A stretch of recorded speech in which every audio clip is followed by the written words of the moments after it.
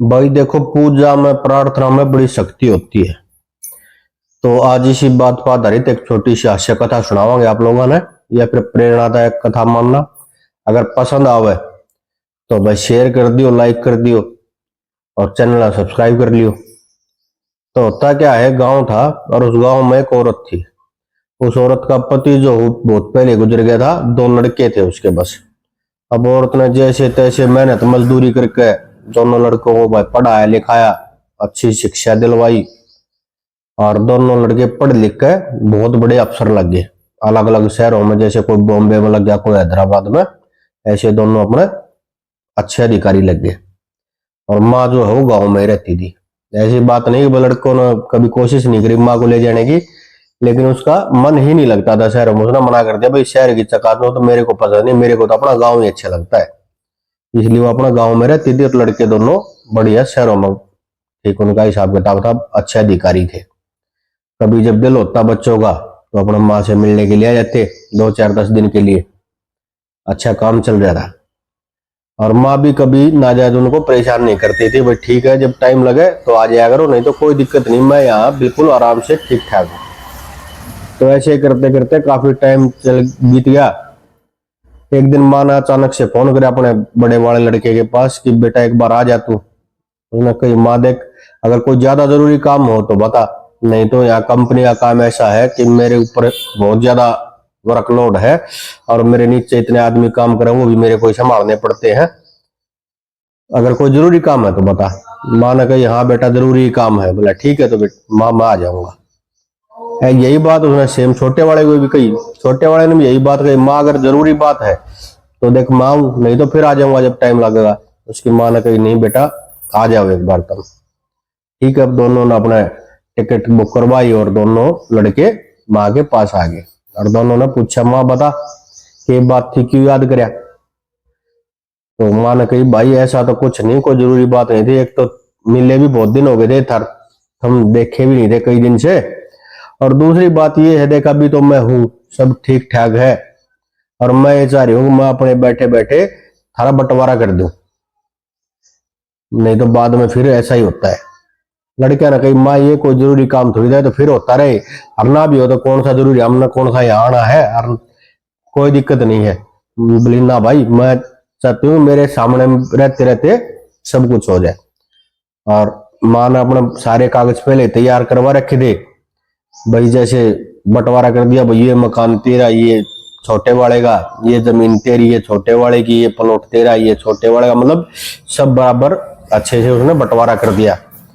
और कोर्ट में ले जाकर उनकी लिखित करवा दी। सारा काम ठीक ठाक हो गया।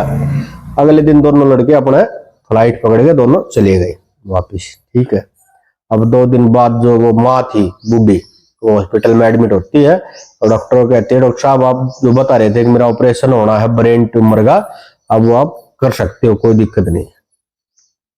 डॉक्टर बोला ठीक है माँ, कल आ जाना और कल तेरे को एडमिट कर लेंगे हम। अगले दिन बुढ़िया पहुंच गई और बुढ़िया को जब एडमिट करने लगे तो डॉक्टर ने कही, भाई आपका कोई सगा संबंधी, बेटे पोते कुछ तो होगा। उन्होंने कहा, मेरे आगे पीछे नहीं कुछ भी, और तुम मेरा ऑपरेशन करो।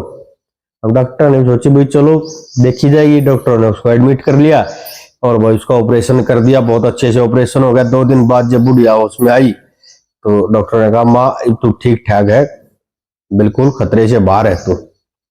अब ठीक है बोला। फिर बुढ़िया ने कही, बोला डॉक्टर साहब ये भी नंबर आप फोन मिला दो, ये मेरे बच्चों के नंबर है। डॉक्टर बोला, तू तो मना कर रही थी, मेरा कुछ है ही नहीं आगे पीछे। बोला ना, मेरे 2 बेटे हैं। बोला फिर माँ तूने पहले क्यों नहीं बताई, क्या बात अच्छे नहीं हो? बोला ना, बहुत अच्छे हैं, बहुत बढ़िया अफसर लग रहे हैं और बहुत मेरी सेवा करते हैं। फिर बोला तूने बताया बस ऐसे ही नहीं बताया। बोला भाई कोई बात नहीं, अब बुला लो। डॉक्टर ने फोन कराया और बता भी ऐसे ऐसे थारी माँ का ऑपरेशन हुआ है और इस हॉस्पिटल में है और आ जाओ मिलने के लिए। अब दोनों लड़के कह रहे, हम 2 दिन पहले तो मिल गए, माँ ने बताई भी नहीं कि ऐसी कोई समस्या हमारी माँ के। डॉक्टर ने कहा, मेरे को नहीं पता, यहाँ एडमिट है, इसका ऑपरेशन हो गया, बाकी खतरे से बाहर है और था तो मिलना चाहो आ जाओ। अब दोनों लड़के फटाफट अपना फ्लाइट पकड़ गए और पहुंचे। बोला माँ तेरे इतनी बड़ी दिक्कत थी, इतना बताई भी नहीं कभी।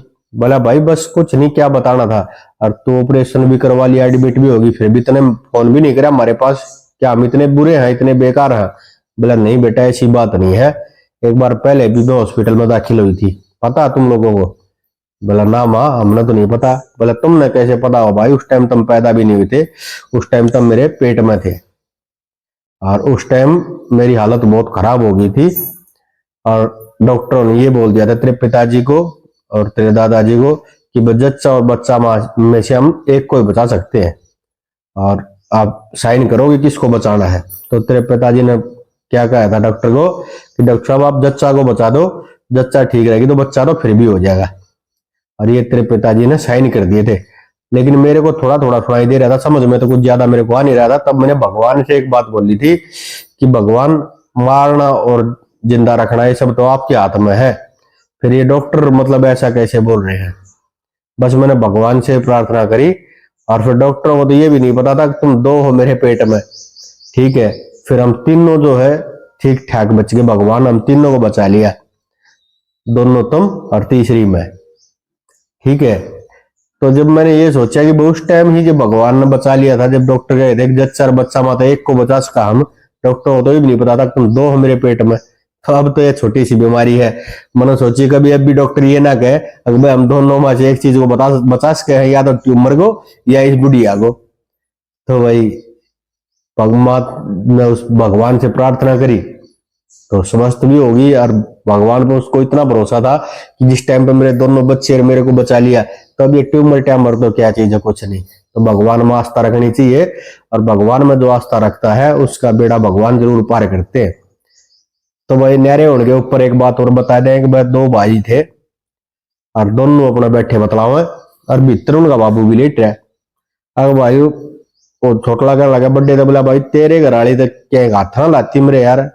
बोला बोले मेरे वाली क्यों, तेरे वाले हाथ ना लाती, तेरे वाले तो कदे पंजे ला रखे क्या हाथ ना लाते। भाई कौन है बोले, गुजारा कौन है वो बोलना बोला फिर भाई कोई बात ना, दुनिया न्यारे हो इतने बड्डे का बस रहे, न्यारे हो गए बस रहे, चल न्यारे हो जा। हाँ और बूढ़ा पड़ा पड़ा सुना, अगर देख तन्ना बुझे ना रे कसाई के पेड़ आप बतलाओ है। हाँ छोटला बोला ठीक से बोले न्यारा, बोला बता दे। बोलना बोला भाई ट्रैक्टर मेरा।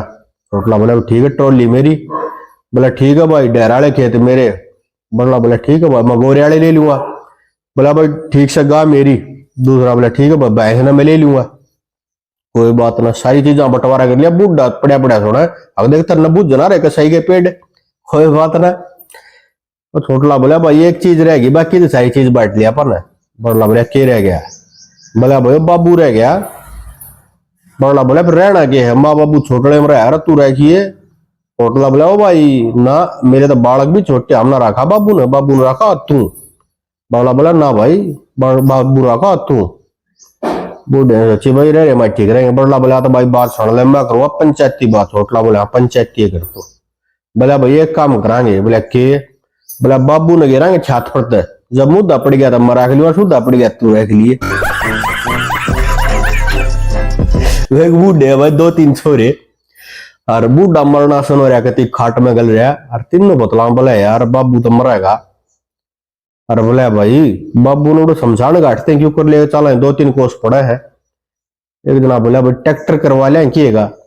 बोला कम से कम 500 रुपये लेगा ट्रैक्टर वाला। दूसरा बोला फिर एक काम कर लिया भाई बग्गी जड़वा लिया की। दूसरा बोला 250 तक बग्गी वाला ना तेरा फूफा। और छोटला ने बोला भाई एक तरीका मैं बता दूं, रुपये भी ना लगा अपने। बोले के? बोला साइकिल के पास सीढ़ी बांध ले घटाले चला बाबू ने। बूढ़े ने सोचे हाँ दुर्गति करेंगे ये, जितनी जान बच रही थी सारी ला कर बैठा हो गया। हर मिला ओ भाई अरे कसाई के पेट डोमरी जूती दे दो, मैं अपने आप पर चला जाना चाहिए था।